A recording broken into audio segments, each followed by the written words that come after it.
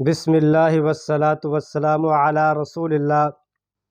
اللہ رب العزت کے فرض کردہ احکامات میں سے ایک حکم قربانی ہے۔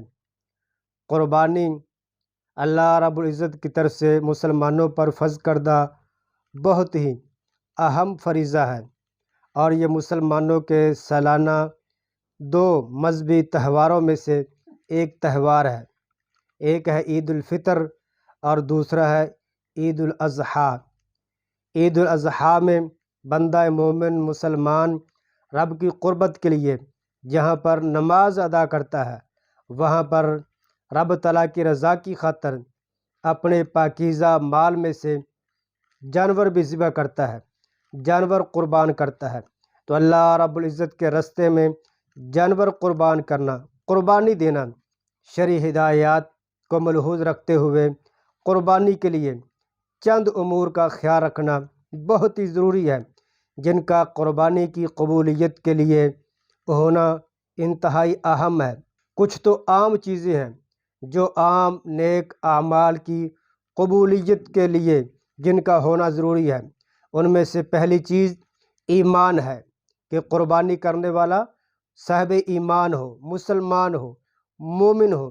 اور دوسری چیز اخلاص، کہ قربانی سے مقصود صرف رب تعالیٰ کو راضی کرنا مقصود ہو، ریاکاری، دکھلاوا، نمود و نمائش، شہرت نہ ہو۔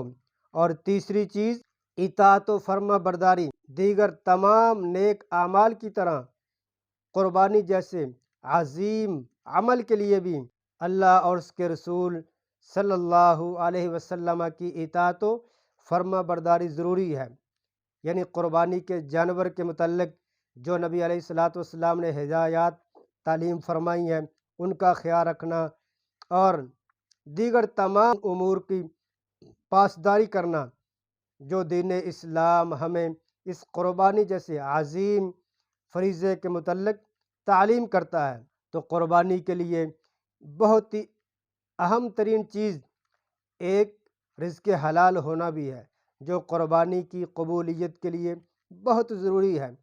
نبی علیہ الصلاۃ والسلام کا فرمان عالی شان ہے، لا تقبل صلاۃ بغیر طہور ولا صدقۃ من غلول، کہ جس طرح اللہ رب العزت کی اہم ترین بندگی جیسا فریضہ نماز وہ بغیر طہارت اور وضو کے قبول نہیں ہوتا، اسی طرح حرام مال سے کیا گیا صدقہ خیرات بھی رب تعالیٰ قبول نہیں فرماتے۔ تو قربانی ایک بہت بڑا صدقہ ہے، تو اس کے لیے بھی رزق حلال ہونا ضروری ہے۔ یعنی قربانی کا جانور جو انسان خرید رہا ہے وہ کوشش کرے کہ وہ اس کا رزق حلال ہو، پاکیزہ رزق ہو، اللہ رب العزت کے راستے میں ذبح کیا گیا، قربان کیا گیا جانور اللہ رب العزت کی بارگاہ میں قبول ہو، اور اس پر اللہ رب العزت راضی ہو کر اجر و ثواب سے نوازے۔ نبی کائنات علیہ الصلاۃ والسلام نے فرمایا، ان اللہ طیب لا یقبل الا طیبا، اللہ رب العزت خود بھی پاکیزہ ذات ہیں اور وہ پاکیزہ مال اور پاکیزہ عبادات ہی قبول فرماتے ہیں۔ وَإِنَّ اللَّهَ أَمَرَ الْمُؤْمِنِينَ بِمَا أَمَرَ بِهِ الْمُرْسَلِينَ، اللہ رب العزت نے اہل ایمان کو بھی اسی چیز کا پابند کیا ہے جس چیز کا رب تعالیٰ نے اپنے انبیاء کرام علیہم الصلاۃ والسلام کو پابند کیا ہے۔ پھر نبی علیہ الصلاۃ والسلام نے دو آیات مبارکہ تلاوت فرمائیں، ایک میں انبیاء کرام علیہم الصلاۃ والسلام کو پاکیزہ رزق کھانے کا حکم دیا گیا، اور دوسری میں اہل ایمان کو۔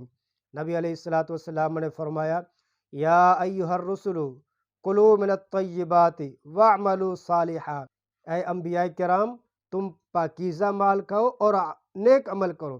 اس آیت مبارکہ میں اللہ رب العزت نے انبیاء کرام کو پاکیزہ مال رزق حلال کھانے کا حکم فرمایا۔ رزق حلال کا حکم دینے کے بعد اللہ رب العزت نے اپنی عبادت اور بندگی کا فرمایا، کلوا من الطیبات واعملوا صالحا۔ اس سے معلوم ہوتا ہے کہ عمل صالح کے لیے، نیک اعمال کے لیے رزق حلال ہونا بہت ضروری ہے۔ تو قربانی بھی بہت عظیم عمل ہے، تو اس کے لیے بھی رزق حلال کا اہتمام کرنا، قربانی حلال مال سے کرنا بہت ہی ضروری ہے، جو قربانی کی قبولیت کے لیے بنیادی اہمیت کی حامل ہے۔ دوسری آیت مبارکہ اللہ رب العزت نے فرمایا، یا ایہا الذین آمنوا کلوا من طیبات ما رزقناکم، اے اہل ایمان، جو ہم نے تمہیں پاکیزہ رزق دیا ہے، حلال رزق دیا ہے، تم صرف وہی کھایا کرو۔